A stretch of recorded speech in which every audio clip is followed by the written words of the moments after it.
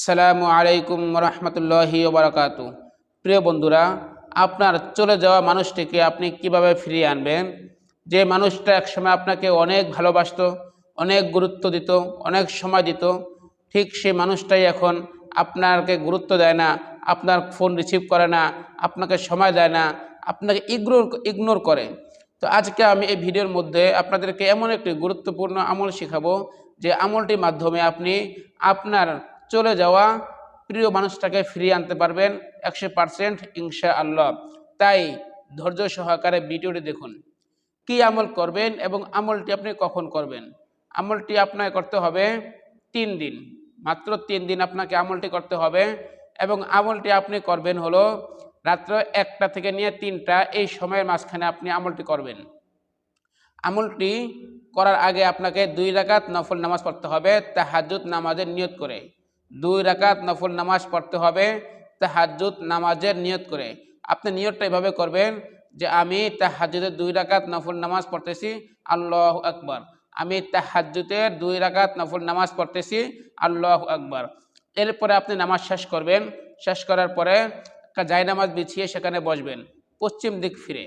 তারপরে আপনি প্রথমে 11 বার ইস্তেগফার পড়বেন, আস্তাগফিরুল্লাহ আস্তাগফিরুল্লাহ আস্তাগফিরুল্লাহ। এরপরে আপনি 11 বার দুরূদ শরীফ পড়বেন।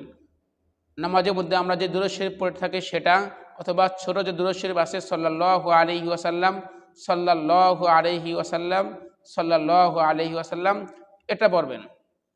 এরপরে আপনি 100 বার পড়বেন ইয়া আরহামার রাহিমিন, ইয়া আরহামার রাহিমিন, ইয়া আরহামার রাহিমিন।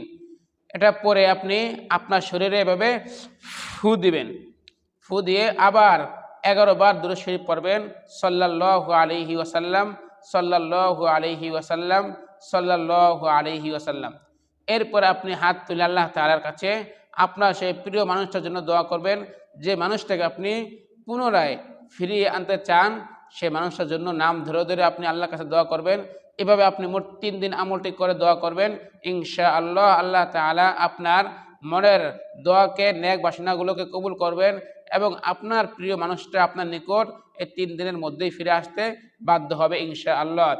আমলটি করবেন হলো রাত্র 1টা থেকে নিয়ে 3টা, এই সময়ের মাঝখানে। আল্লাহ তাআলা আমাদেরকে সফল হওয়ার তৌফিক দান করুক, আমিন। যারা এখনো ভিডিওটি দেখে চ্যানেলটি সাবস্ক্রাইব করেন নাই, তাড়াতাড়ি চ্যানেলটি সাবস্ক্রাইব করে এই ধরনের নিত্য নতুন ভিডিও পেতে আমাদের সাথেই থাকুন। খোদা হাফেজ।